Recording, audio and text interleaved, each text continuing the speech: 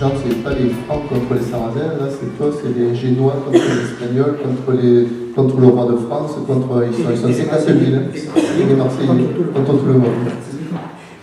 Non, c'est un épisode tout à fait étonnant de la longue histoire de Marseille, que j'avais découvert succinctement il y a quelques années, et je me suis aperçu que finalement personne ne la connaissait, ni les Marseillais, ni les historiens, disons, hexagonaux. Or, c'est un épisode qui aurait pu changer non seulement l'histoire de Marseille, mais l'histoire de la France.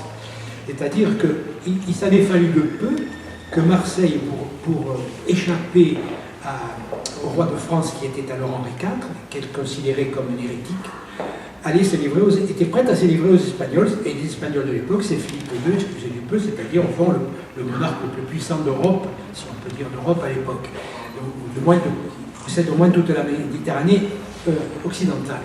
Et il a déjà, Valence, il a Barcelone, il a Gênes, il a Naples et il a Palerme. S'il prend Marseille, vous voyez, pas besoin de vous faire un dessin. Or, pour échapper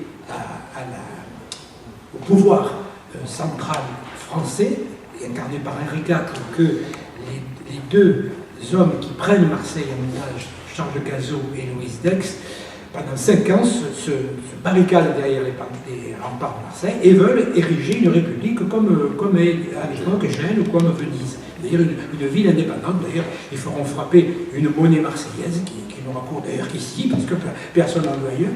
Et pendant 5 ans, ils vont se au moins la dernière année, toute l'Europe a les yeux braqués sur cette ville impossible, en disant mais qu'est-ce qu'ils vont faire si jamais Philippe II débarque en Provence dans le dos d'Henri IV, c'est une autre histoire qui sera connue. Le roi est en train d'essayer de reconquérir les provinces du nord de la France. S'il a un débarquement sur le sud, on se retrouve presque comme en 1945, qui a fait un débarquement sur les côtes de Provence. Voilà. Donc ça, je me suis dit, mais pourquoi personne n'en parle? Parce que c'est étonnant. Aujourd'hui, on pourrait très bien faire un débat en espagnol. Parce qu'au fond, on n'aura plus devenir espagnol. D'autant plus que le beau-fils du roi d'Espagne, c'est le duc de Savoie, qui a déjà le comté de Nice. Vous voyez, il ne reste plus grand-chose à conquérir.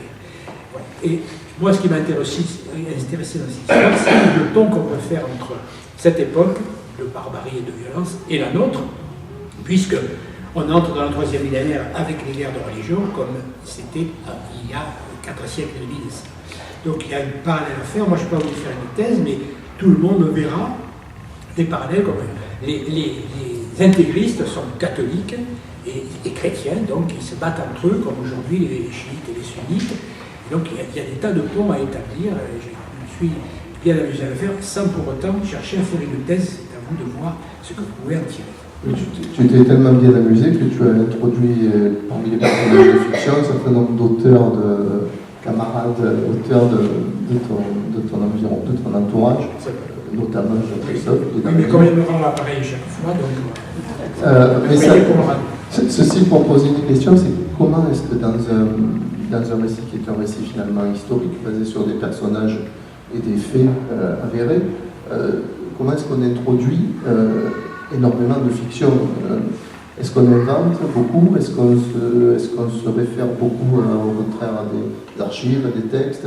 Et est-ce que le personnage magnifique du corsaire d'Anzer, non, plutôt le corsaire, est-ce qu'il existe?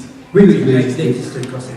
Le corsaire a existé, mais je veux être honnête, je le traite moi comme un personnage de fiction. Parce que c'est vrai qu'il est venu s'installer à Marseille, mais un tout petit peu après la période que je traite, mais il est tellement beau que je ne peux pas remplacer. Vous ne pouvez pas remplacer.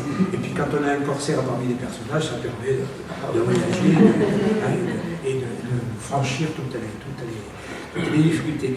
Non, j'ai essayé de rester le plus possible sur le fait historique patent, avéré, étudié, etc. Mais je ne voulais surtout pas faire une thèse, parce que d'abord je ne suis pas historien, et ensuite, on risquait une chose, c'est d'enquiquiner tout le monde. Je n'avais pas une démonstration à faire, je voulais raconter une histoire. Vous savez, lorsque Alexandre Dumas écrit La Reine Margot, il ne faut pas croire que c'est l'histoire de la Saint-Barthélemy telle qu'elle a été. Mais pourquoi on en parle encore? C'est parce que Dumas, ça les mêlait. Il ne faut pas croire non plus que D'Artagnan était le personnage qu'il a mis dans les Trois Mousquetaires. D'Artagnan,